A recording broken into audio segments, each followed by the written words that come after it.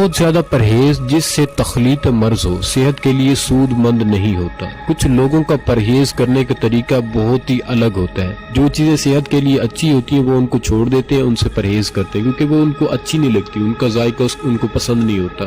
تو اس طرح کا پرہیز جو ہوتا ہے وہ صحت کے لیے سود مند نہیں ہوتا، بلکہ اعتدال کے ساتھ پرہیز مفید ہوتا ہے۔ حکیم جالینوس ایک بہت بڑا حکیم تھا، آج تک اس کے نسخے حکیم استعمال کرتے ہیں۔ حکیم جالینوس نے اپنے ہم نشینوں کو ہدایت کی کہ تم ان 3 چیزوں سے بچتے رہو۔ وہ 3 چیزیں کون سی تھیں؟ ان میں سب سے پہلے گرد و غبار سے بچتے رہو۔ ان میں سے دوسری چیز یہ تھی کہ دھوئیں سے بچتے رہو، اور تیسری چیز تھی کہ بدبودار اور گندگی والی چیزوں سے خود کو دور رکھو، یعنی صفائی کا خیال رکھو۔ اور اس نے کہا کہ کچھ چیزیں ایسی ہیں جن کو اختیار کرو اپنی زندگی میں۔ وہ کون سی ہیں؟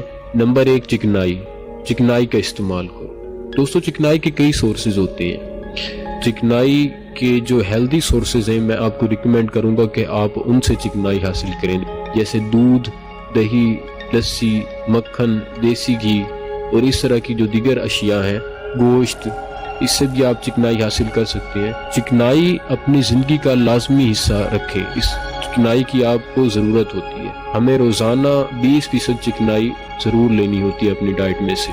اچھا، اس کے بعد خوشبو شیریں، کہ میٹھی خوشبو لگایا کرو۔ اور تیسری اس نے یہ نصیحت کی کہ حمام کیا کرو، اعتدال کے ساتھ حمام کیا کرو، اس کے بھی بے شمار فوائد۔ اور شکم سیری کی حالت میں کھانا نہ کھاؤ، جب پیٹ بھر جائے تو اس حالت میں مزید کھانا نہ کھاؤ، یہ صحت کے لیے مفید ہے۔ اور شام کے وقت کبھی اخروٹ نہ کھانا۔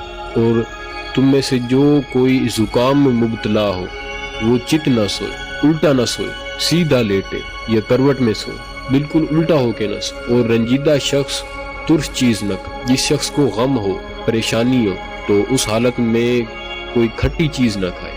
اور جس کی آنکھ میں تکلیف ہے وہ قے نہ کرے۔ موسم گرما میں زیادہ گوشت کا استعمال نہ کرے۔